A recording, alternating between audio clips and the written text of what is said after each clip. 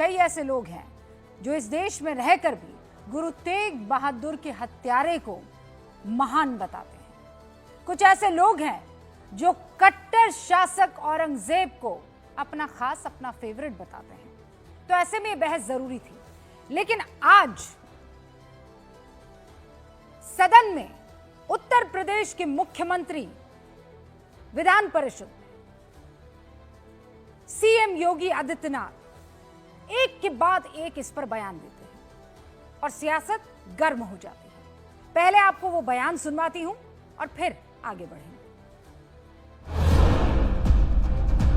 औरंगजेब को अब ये लोग अपना आदर्श मान रहे हैं। उसने आगरा के किले में अपने बाप को कैद करके रखा। जिनका आचरण औरंगजेब जैसा है, वे लोग औरंगजेब पर गौरव की अनुभूति करेंगे। और औरंगजेब को अपना नायक मान रहा हो, क्या उसको भारत के अंदर रहने का अधिकार होना चाहिए? उस कमबख्त को निकालो पार्टी से और उसको एक बार यूपी भेज दीजिए, बाकी उपचार हम अपने आप करवा लेंगे।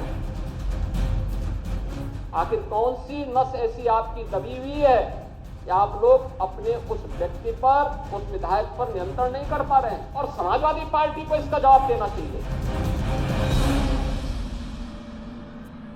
सीएम योगी आदित्यनाथ की ये नाराजगी अबू आजमी के बयान और उस पर अखिलेश यादव के रिएक्शन को लेकर है। अंदाज कर रहे हैं, लेकिन इतिहास के पन्ने औरंगजेब की क्रूरता को नजरअंदाज नहीं करते हैं।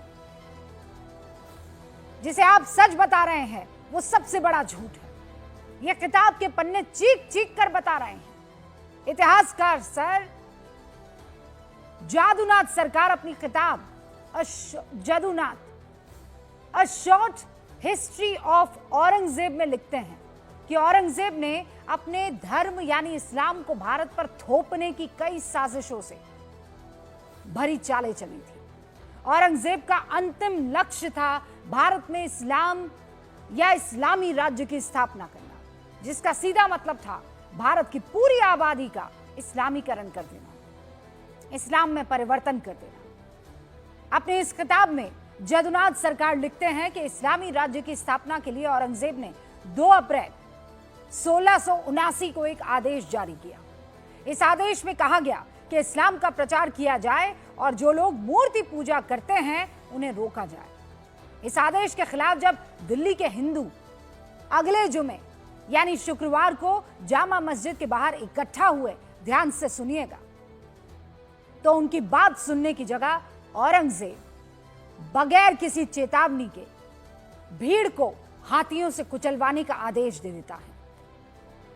और ये बातें कोई किस्सा या कहानी नहीं है, डॉक्यूमेंटेड साक्ष्य है। अब ऐसे औरंगजेब का महिमा मंडन आजाद हिंदुस्तान में कौन बर्दाश्त करेगा?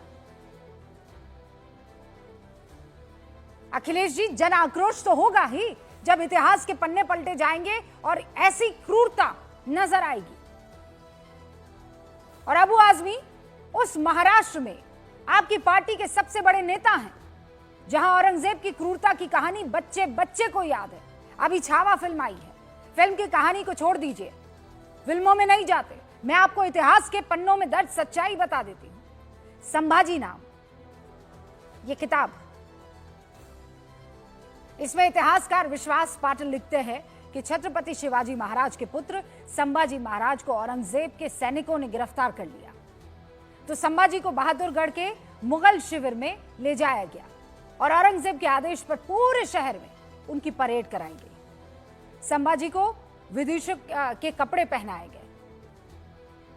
वो आगे लिखते हैं, एक जमाने में सोने के सिंहासन पर बैठने वाले संभाजी को मामूली अपराधी की तरह एक दुबले पतले ऊंट पर बैठाया गया। उनके सर पर कैदियों के इस्तेमाल की लाई जाने वाली लकड़ी की टोपी पहनाई गई।